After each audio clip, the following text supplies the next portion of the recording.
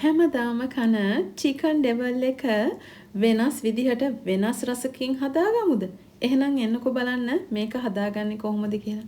මම රෝස්ට් කරපු චිකන් එකක් තමයි අරගන්නේ. ඉතින් මේක ගෙදර අපිට රෝස්ට් කරලා ගන්නත් පුළුවන්. එහෙම නැත්නම් මේ වගේ රෝස්ට් චිකන් එකක් කඩෙන් ගන්නත් පුළුවන්. මං අරගෙන තියනවා කැරට් ටිකක්, මාළු මිරිස් ටිකක් මෙන්න මේ විදියට කපලා, අමු මිරිස් කරල් කීපයක්, ඉඟුරු සුදු ලූණු චොප් කරලා අරගෙන තියෙනවා.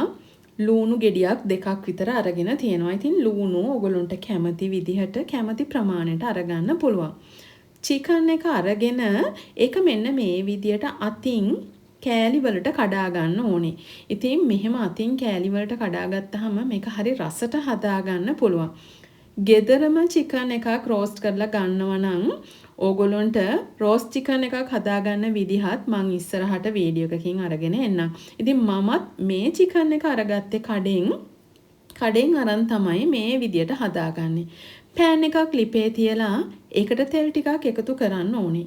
ඊට පස්සේ අපි හොඳට චොප් කරලා තියාගත්ත ඉඟුරු සුදු ලූණු මේ තෙල් එකට දාලා ටිකක් බැදෙන්න දෙනවා. මේක හොඳට බැදුනට පස්සේ අපිට පුළුවන් මේකට කැරට් ඒ වගේම අනිත් දේවල් එකතු කරන්න. ඉතින් මේ වෙලාවේ ලූණු එකතු කරගන්න පුළුවන්, කැරට් එකතු කරගන්න පුළුවන්. ඕගොල්ලෝ ටිකක් කැරට් මේ විදිහට කපලා අරගත්තාම කුක් වෙන්න පොඩ්ඩක් වෙලා යන නිසා මෙන්න මේ ඉඟුරු සුදු ලූණුත් එක්ක මෙන්න මේ කැරට් ටික හොඳට මේ තෙල් එකේ ෆ්‍රයි වෙන්න දෙන්න. හොඳ සුවඳක් එනවා. ඒ වගේම කැරට් මේ වෙලාවේ 75ක් විතර කුක් වෙනවා. ඊට පස්සේ ලූණු එකතු කරන්න පුළුවන්. ඉතින් මේකට ඔයාලා කැමති නම් බ්‍රොකොලි එකතු කරන්න පුළුවන්. කෝලිෆ්ලවර් එකතු කරන්න පුළුවන්. බෙල් පෙපර් එකතු කරන්න පුළුවන්. බෝංචි දිග අතට කපලා එකතු කරන්න පුළුවන්. ඒ වර්ග වලින් එකක් එකතු කරන්නත් පුළුවන්. කැමති නම් ඒ සියලුම දේ එකතු කරන්නත් පුළුවන්. ඉතින් මේක අපේ කටේ රසට අපි හදාගන්න එකක්නේ. ඉතින් මං හදාගන්නේ මේ විදිහට. මම මාළු මිරිස් කපලා අරගත්තේ සාමාන්‍යයෙන් ගොඩක් හීනිවට වෙන්න තමයි මාළු මිරිස් ටිකක් කපලා තියෙන්නේ. ඉතින් ඊට පස්සේ මේ අතින් කඩාගත්ත චිකන් එක මේකට එකතු කරනවා. මේ චිකන් එක ගෙදරම හදලා රෝස්ට් කරලා අරගන්න තියෙනවා නම් මේකේ රසය තවත් වැඩි. මොකද සාමාන්‍යයෙන් අපි කඩෙන් අරගන්න එකකට වඩා ගෙදරදී අපි රෝස්ට් කරගත්තාම රසය වැඩිනේ.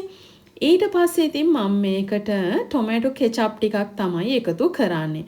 ඉතින් කෙචප් වල ටිකක් පැණි රස ගතිය තියෙන නිසා සීනි ගොඩාක් එකතු කරන්න ඕනේ නැහැ. හැබැයි පොඩි ප්‍රමාණයක් සීනි එකතු කරන්න.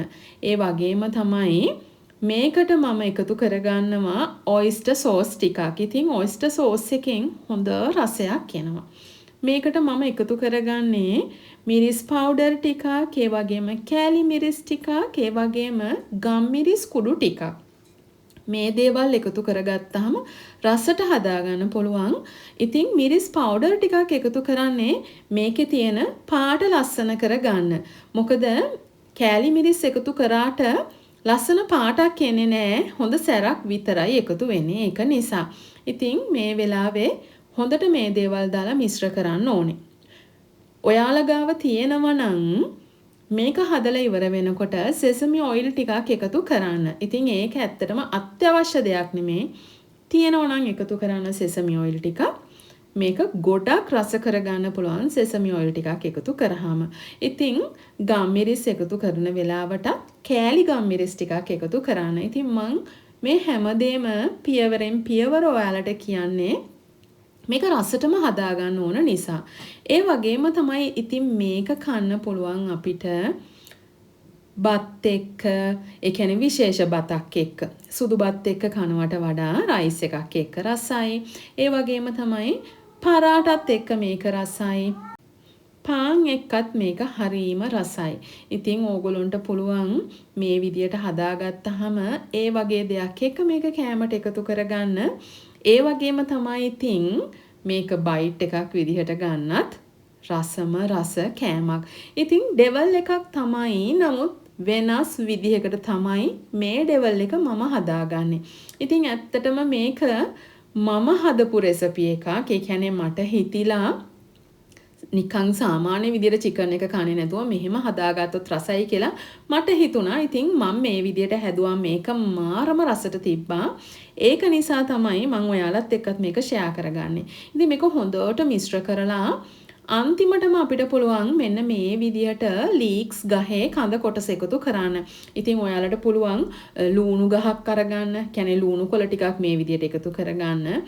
එහෙම නැත්නම් ලීක්ස් මේ විදියට එකතු කරගන්න පුළුවන්. ඉතින් මම ලීක්ස් එකතු කරන්නේ ලිපත් ඔෆ් කරලා. මොකද මේක සාමාන්‍යයෙන් ටිකක් අමුවට ලීක්ස් ටික හැපෙනකොට තමයි ගොඩාක්ම රස. ඉතින් මම මේක කන්නේ පරාටත් එක්ක. ඉතින් ඒ වීඩියෝ එක මම ඔයාලට FR Diaries මගේ YouTube channel එකෙන් අරගෙන එන්නම්. FR Kitchen, FR Diaries මගේ channel දෙකම subscribe කරලා bell notification එකත් on කරලා තියාගන්නකෝ. මේ වගේ රසවත් අලුත් වීඩියෝ මං අරන් එනකොටම ඔයාලට බලන්න පුළුවන්. ඉතින් දැන් මේක මම හදලා ඉවරයි. රසම රස ඩෙවල් එකක් මෙන්න මේ විදිහට තමයි හදලා ඉවරුනහම තියෙන්නේ. මේකේ ගොඩක් තෙල් ගතියක් නැහැ. ඉතින් හැමදාම වගේ මාත් එක්ක ආදරෙන් එකතු වෙලා හිටිය ඔයාලට ස්තුතියි. අලුත් වීඩියෝ එකක් අරන් ආයි ඉක්මනින්ම එන්නම්.